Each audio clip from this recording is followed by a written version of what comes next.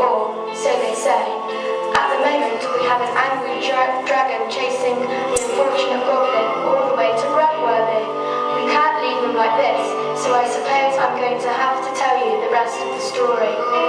When the dragon had chased the young goblin away, he went back to the wizard and he said, "Today has been really quite weird. Tell me where it will end." And the wizard sat up and he said, "My friend, it's Friday tea time. It's Woolsbury. It's the third weekend in August, so it's bound to be a very weird weekend."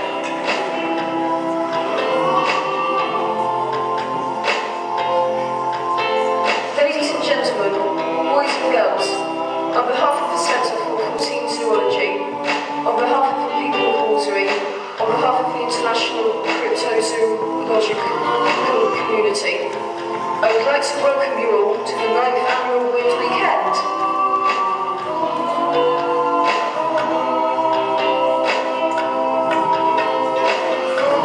I love this weekend.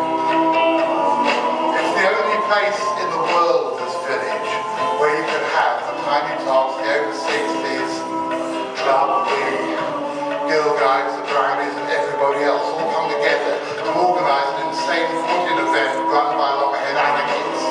And it's pretty cool.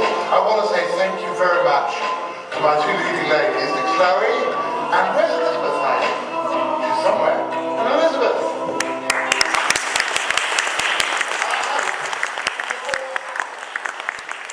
Just as I am already having an exceedingly weird weekend.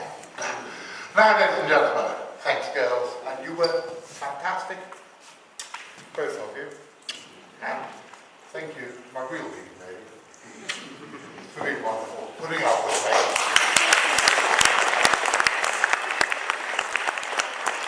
Putting up with me and allowing 87 of my strange friends to turn up and drink rather a lot of tequila in my garden at 2 in the morning.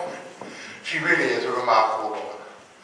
Okay, ladies, if you will vacate, because sadly, although you three are very beautiful, I have to introduce you to somebody who is Richard. Now, I don't know how many of you have been to a Weird Weekend before. This, much to my amazement, is the 9th. It came together because Richard and I came up with a bright idea. We were in a pub, which probably is not that unusual. We were in a pub in Exeter in 1999, and we'd been invited to everybody else's conventions. We thought, well, it's a bit like parties when you're a kid. You really ought to, if you're invited to everybody else's parties, you have to really go and have one of your own. So Richard and I had a bright idea. We'd have a convention. And I can't remember who it was who came up with the name of the Weird Weekend, but it just sort of happened. And we decided we were going to have our magnificent convention, and 12 whole people turned up. We were actually quite pleased about it. I had no idea, 9 years later, it would become an event of this size. Now, because I have several of tonight's speakers in the audience, and at least 2 of them have not done this before, I think I should warn you. Most conventions, when you go to it, you have somebody standing up, probably a little bit more classically dressed than me, going up saying, "Ladies and gentlemen, I'd like to introduce you to the next speaker. This is Richard Freeman from somewhere outside Staffordshire, and he's going to be giving us a long talk about his stamp collection." We don't do that. What we usually do is to let Richard, who I love dearly, I love him like a brother, but he is completely and utterly hat-stamped. Richard always introduces speakers in his own inimitable style. And I always remember my dear friend Tim Matthews, who at the moment is stuck somewhere on the M5.